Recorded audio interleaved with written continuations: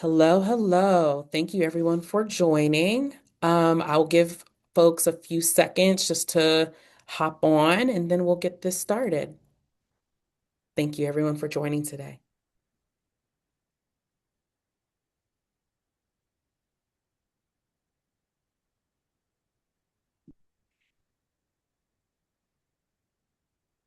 Amazing. I see that we're at a quorum, so I'll go ahead and get us started. Good morning. Good morning. Thank you all for joining us today as we spotlight how Republican attacks on abortion care are making pregnancy more dangerous across Texas. We will use this space to honor the life of San Antonio mother and wife Tierra Walker, who died of complications from preeclampsia after being denied care under the abortion ban here in Texas. Abortion bans are killing women, and at least four women have died as a result of Texas's abortion ban, and those are just the deaths that we know of. Tierra deserved to live, and she should be here with her family today. The fight for reproductive freedom and reproductive justice includes highlighting the disproportionate impact that anti-abortion laws impact Black women, Black mothers, and Black patients in Texas and across the country. During her time in Congress, Vice President Kamala Harris once said, "When we address both the systemic disparities and implicit bias in both our society and our healthcare system, we can get to the point where being Black and pregnant is full of joy and free from fear of preventable death." Today's event comes one day before a new anti-abortion law, HB 7, takes effect in Texas, further targeting access to abortion medication statewide. Texas has imposed more abortion restrictions than almost any other state, and extremist GOP lawmakers are now going even further. Republicans' latest attack targets medication abortion by cracking down on how patients can access abortion medication and encouraging private citizens to sue Texans who receive or provide care. Trump and anti-abortion Republicans are moving to dismantle access to the abortion medication mifepristone, which has been proven safe and effective for over 20 years and is essential to access abortion care in Texas. Their attacks on mifepristone in the state are yet another test case for a national abortion ban, laying the groundwork to strip women and families of the ability to make private medical decisions and hand that power to politicians. So the big question now, will private medical decisions stay with women and families or be dictated by lawmakers? With that being said, we have a great group of advocates and storytellers joining us today. Taylor Edwards, patient storyteller and former plaintiff in Zorowski v. Texas. Uma Reddy, a fourth-year medical student in Texas pursuing adolescent medicine.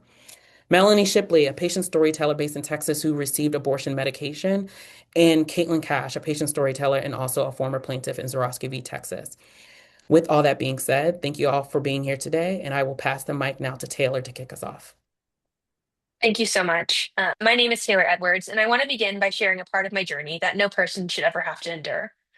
I was forced to flee my home state to access abortion care after my very wanted, long awaited IVF pregnancy was given a fatal fetal diagnosis at my anatomy scan.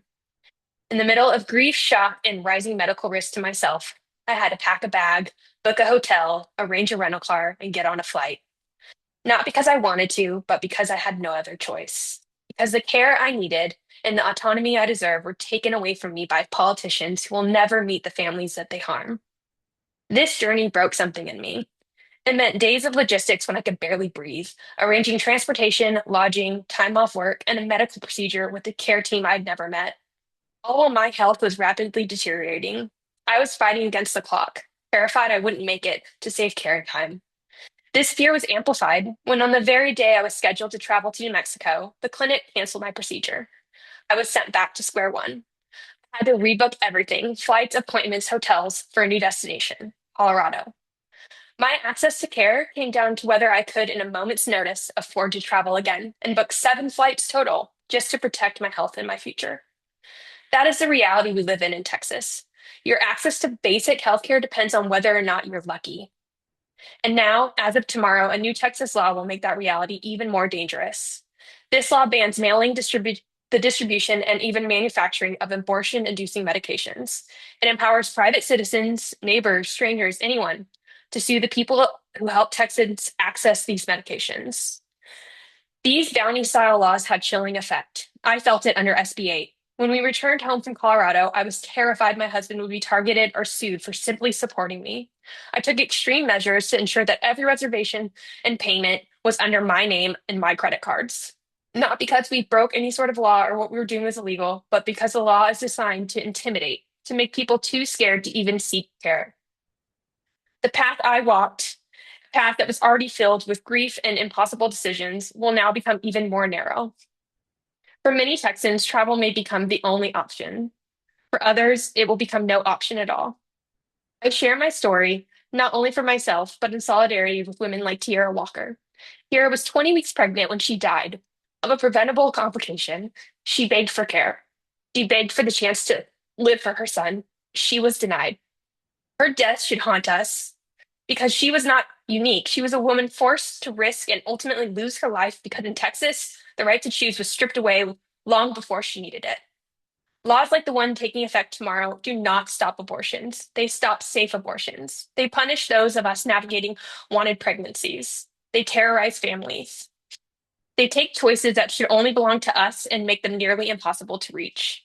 I believe that we deserve better. We deserve autonomy and we deserve the unquestioned right to make decisions about our own bodies. I will continue to use my voice and to tell my story and fight, not just for myself, but for every Texan who's being silenced, threatened, or denied essential care. And with that, I'm going to pass it to Uma. Thank you, Taylor. Hi, everyone. My name is Uma Reddy. I'm a fourth year medical student training in Texas with the goal of becoming a pediatric adolescent medicine physician. I've lived in Texas my entire life, and I'm deeply committed to the care we provide to our patients here. I want to begin by expressing my condolences to the family of Tierra Walker and acknowledging the pain that restrictive abortion policies have caused them. Hearing about Tierra Walker and the preeclampsia or dangerous high blood pressure that ultimately led to her death reminds me of how different Texas is from other parts of the country in regards to access to reproductive health care. Throughout medical school, I've spent weekends and time after classes volunteering on abortion hotlines that serve Texans. Sadly, stories like Tierra Walker's are not isolated. I've spoken with callers who wanted to end pregnancies, both those that were planned and very much desired, and those that were unexpected because of serious medical concerns. I've heard from family members who are watching their loved ones suffer in pain, unable to safely continue a pregnancy, yet unable to find a hospital or physician who will acknowledge that abortion is a medically available option for them. In these moments, patients are denied the full spectrum of care. When physicians feel unable to counsel patients honestly, and when hospitals fear legal consequences for providing evidence-based care, the result is a system that fails people in the moments when they need help the most.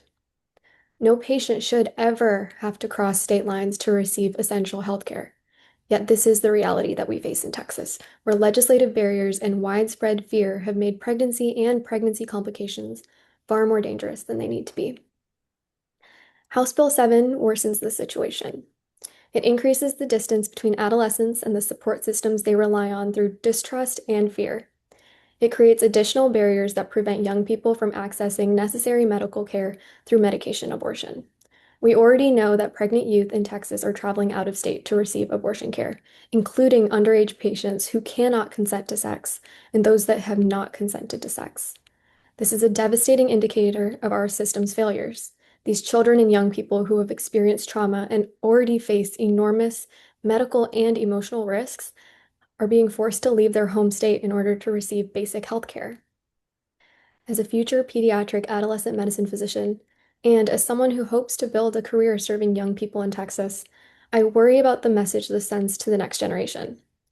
It tells them that their safety is negotiable, that their autonomy is conditional, and that their medical needs are less important than political pressure.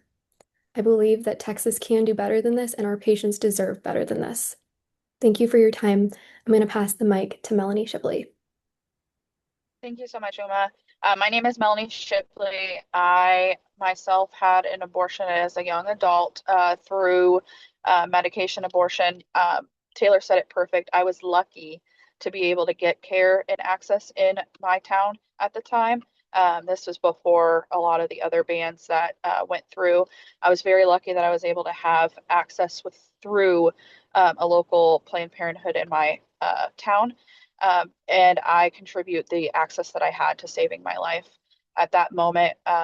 There's a lot of people, including myself, who go through a whirlwind of emotions when those kinds of things come up. And the support that I had um, really shaped me and saved my life. Without these medications, who knows how many more people will lose without with having these bans that we have. Unfortunately, if we do not make a change, it will continue to get worse. And at this point, we should not be losing people like we lost Tierra. Um, it's very preventable. And at this point, we need to stand up and speak. And that's why I continue to do that through press conferences like this, as well as through advocacy, volunteering here in Texas with a abortion fund out of Dallas. And I really appreciate everybody's time today. I'm going to go ahead and pass it off to Caitlin.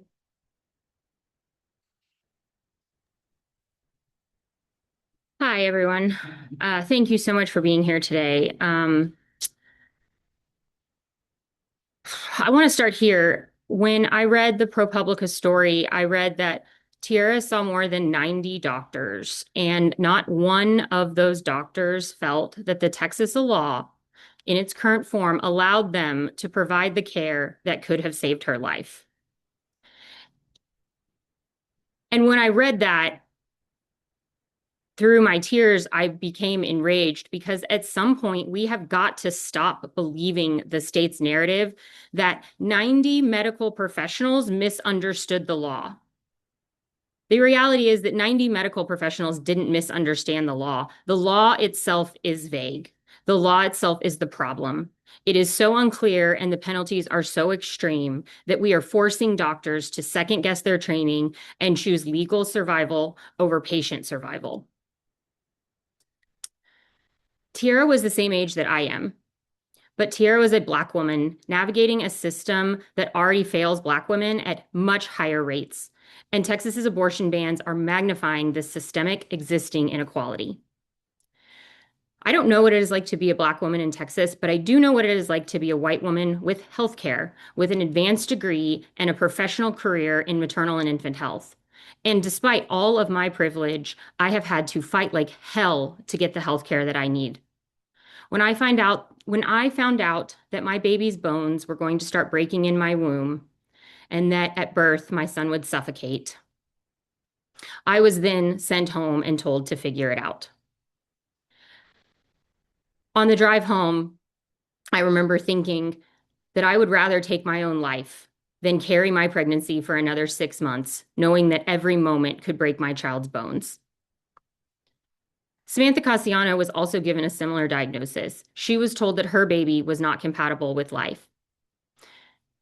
The difference between Samantha and I had a job that gave me paid time off to flee my home for an abortion. I had the money to book last-minute flights, hotels, rental cars, and pay for the procedure. Samantha didn't have those resources. She was forced to watch her daughter Halo die after giving birth. So I want everyone to pause for a moment, not only to honor Tierra, but to honor her son, JJ, a son who is amidst the holiday season without his mother.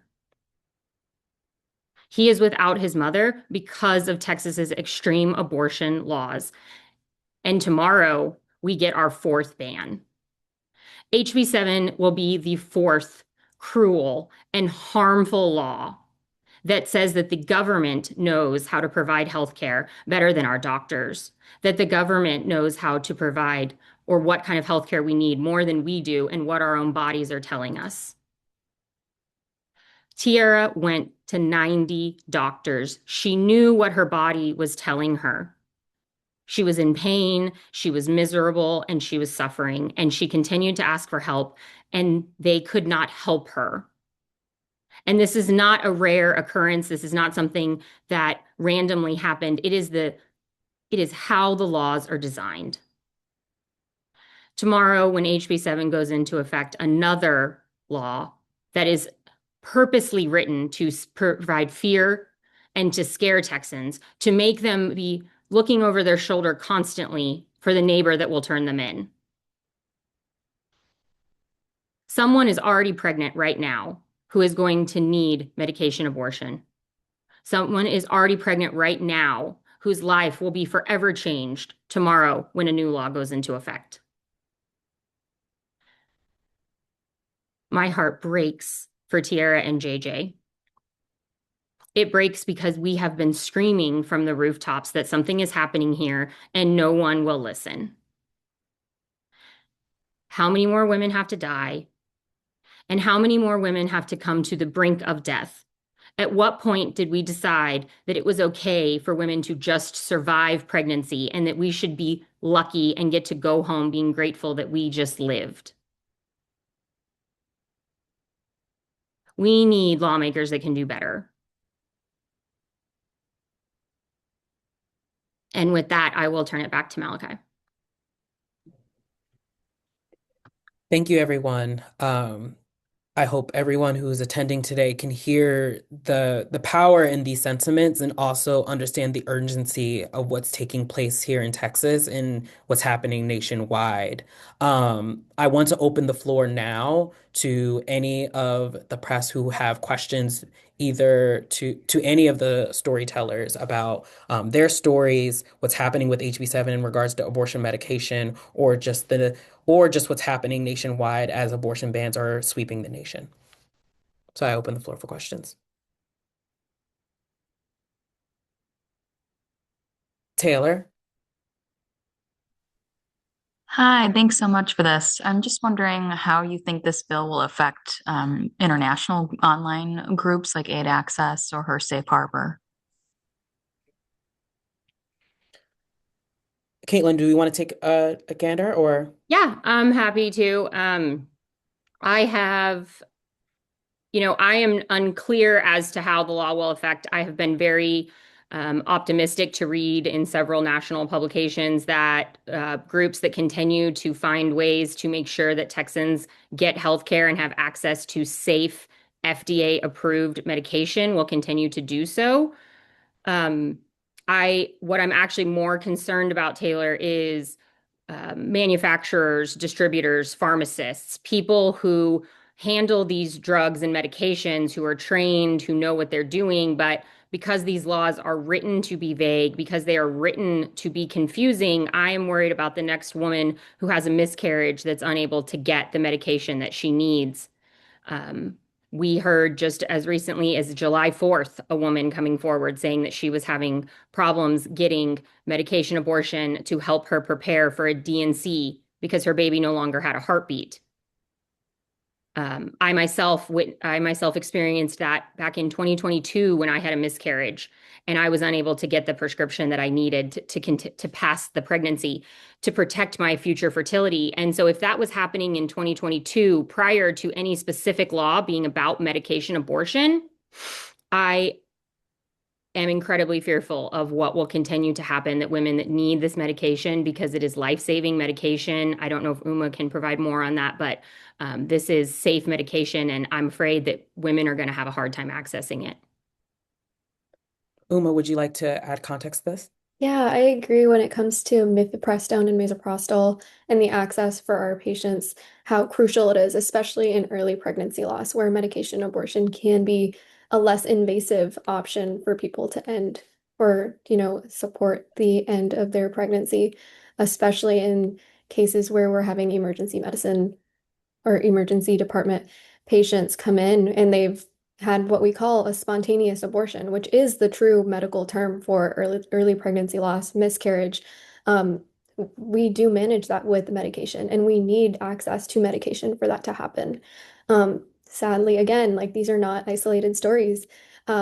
We've had patients who, in the OB/GYN space, come and say, like, I was having a miscarriage. I needed to get the mifepristone, the misoprostol from the pharmacy. And while I was there bleeding, the pharmacist was arguing with me, was like essentially interrogating me about like why I need these medications, why am I trying to end this pregnancy, not knowing that the pregnancy had already ended. I was trying to essentially end the suffering, end the process, end the reminder that what was happening was not what I wanted. What was happening was truly a miscarriage. It was having a big impact on my health, my mental health. But here I was having to argue that I need medication to get my medical care.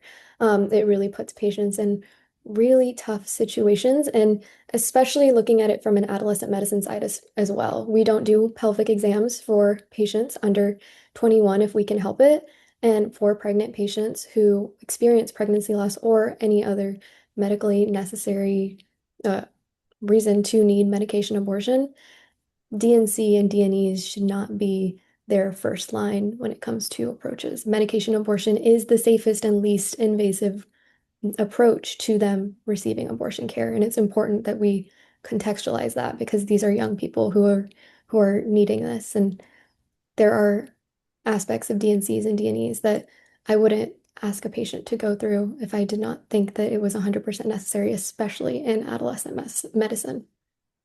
Thank you. Thank you so much for that. And to continue that conversation, Melanie, would you like to talk a little bit about, your abortion medication story and how it can help facilitate the conversation about destigmatizing what that experience is like? Yeah, I mean, the experience, I feel like for me, I had a hard time because there wasn't a lot of information on how this was going to go, what the options were, um, things like that. I basically called in. I said that I needed to schedule it at the time. I was in Florida, and the state had they're basically they wouldn't allow you to have a medication abortion past 9 weeks, and so we were basically rushing a time clock at that point. And so they didn't give us a lot of information. They only had it available 1 day a week, so you had to wait until that 1 day every week to be able to access it. Um, the process of going through it was nerve-wracking and very uh, it was hard. It was a really hard experience because whether it's wanted or not, no person should have to go through the mental distress of what you have to do to get the medication. I was very lucky that the Planned Parenthood that I went to was able to go through the process. It was probably a 4 hour process between coming back and forth, seeing other people in the waiting room who are also there for the same reason, which is part of why they did it on 1 day. Um, we were given I was given the first medication taken in office, and then I was lucky enough to be able to go home and do the non-invasive option and take the second medication the next day. I was very lucky that I was able to be in my home, process this as needed with a less invasive option. Um, and like I said, I was very lucky because the laws were not the same as they are right now in Texas. Florida's laws were pretty bad as well, but just not as bad as Texas. And I was very lucky. It did save my life. I had to go to therapy and work through a lot of traumas, but ultimately it was the best thing I could have done for myself. Awesome. Thank you so much. Um, any other questions from the press before we close out or give any final thoughts? Seeing none, thank you all so much for joining today um, to mark what's taking effect tomorrow with HB7 and as well as honor Tierra Walker's life. She deserved to live. So many more women are going to be hurt by these abortion bans. And it is so important that we continue uplifting the voices like yourselves who are impacted by these abortion bans, especially in the states of Texas, especially as this administration and Republicans across the country are pushing for further bans that will only hurt more lives. So I appreciate you all for being here today. Press, the recording will be sent around afterwards in a post release, so please keep an eye out for that. And feel free to reach out to me directly if you would like to connect with any of the storytellers here or anyone else in the Free and Just Network. We can make sure that we are facilitating. Thank you so much today. Have a good one, everyone.